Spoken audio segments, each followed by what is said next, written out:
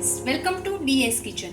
આજે આપણે બીટના લાડુ બનાવીશું. તો બીટના લાડુ બનાવવા માટે મેં અહીંયા 750 ગ્રામ બીટ લીધા છે, 250 ગ્રામ ખાંડ લીધી છે, 4 ચમચી દૂધની તાજી મલાઈ લીધી છે,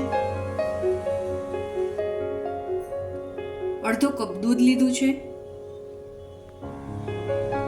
100 ગ્રામ પેંડા લીધા છે,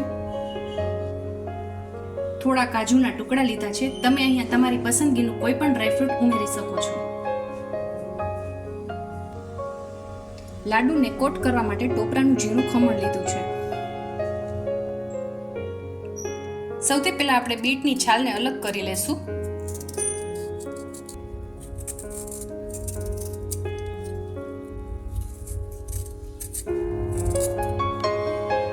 હવે આપણે બીટને મીડિયમ સાઈઝમાં ખમણી લેશું.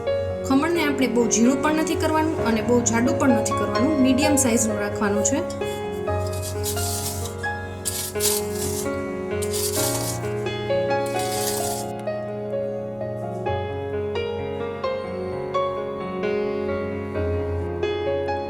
આપણું બીટ ખમણાઈને તૈયાર છે. હવે બીટમાંથી આપણે હલકા હાથે રસો કાઢી લેશું.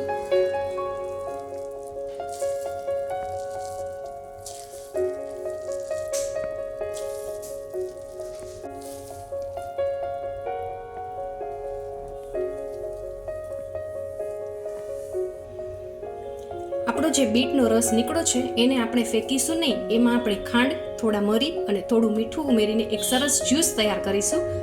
જે જ્યુસ છે એ હિમોગ્લોબિન માટે ખૂબ સારું છે. બીટના જ્યુસમાં આપણે 2 નાની ચમચી દળેલી ખાંડ ઉમેરીશું.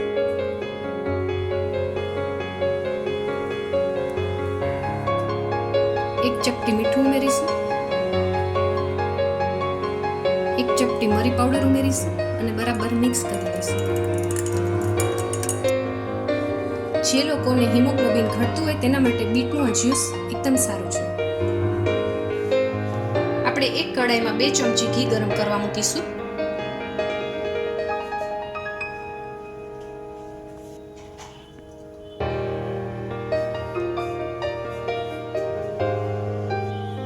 ઘી ગરમ થાય એટલે એમાં આપણે બીટનું ખમણ ઉમેરીશું.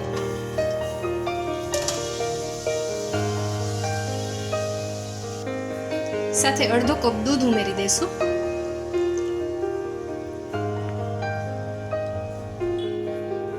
અઢીસો ગ્રામ ખાંડ ઉમેરી દઈશું અને બરાબર મિક્સ કરી લઈશું.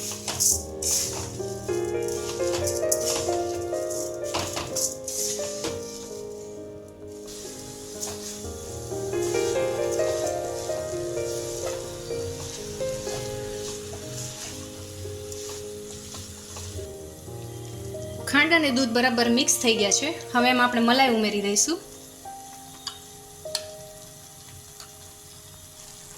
મલાઈ ઉમેરીને બરાબર મિક્સ કરી લઈશું અને મોઇશ્ચરનો ભાગ જતો ન રહે ત્યાં સુધી આપણે બીટને શેકીશું.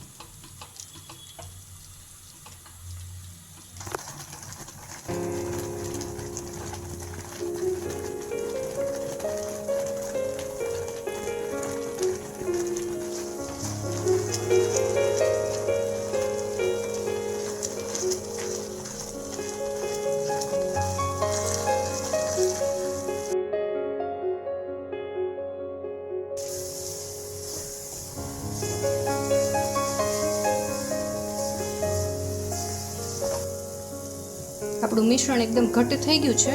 હવે એમ આપણે પેંડાનો ભૂકો કરીને ઉમેરીશું.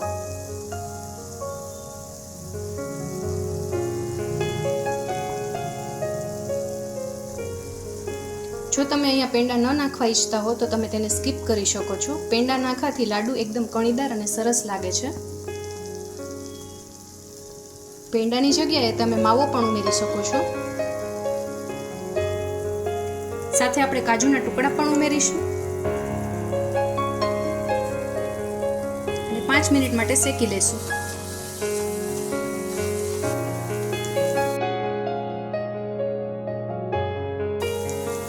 આપણે જોઈ શકીએ છીએ કે કડાઈમાં ઘી છૂટું પડી ગયું છે. આપણા બીટના લાડુ માટેનું મિશ્રણ શેકાઈ ગયું છે. આપણા બીટના લાડુનું મિશ્રણ આ રીતે ચમચામાંથી પડે નહીં ત્યાં સુધી આપણે એને શેકવાનું છે. હવે આ મિશ્રણને આપણે 15 મિનિટ માટે ઠંડુ થવા દઈશું.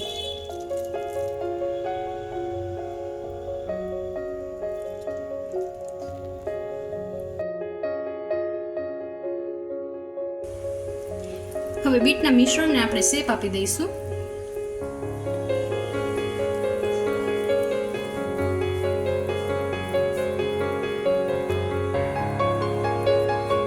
લાડુને આપણે ટોપરાના ખમણથી કોટ કરી લઈશું.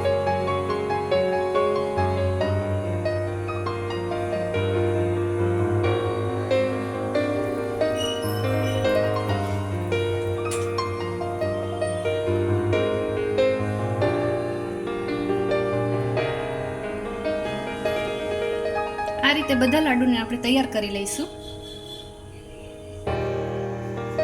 તો તૈયાર છે આપણા બીટના લાડુ. તમને મારી આજની આ રેસીપી કેવી લાગી એ કમેન્ટ કરીને જણાવજો. મારો વિડીયો ગમ્યો હોય તો લાઈક કરજો, શેર કરજો અને મારી યુટ્યુબ ચેનલને સબસ્ક્રાઈબ કરજો. Thank you.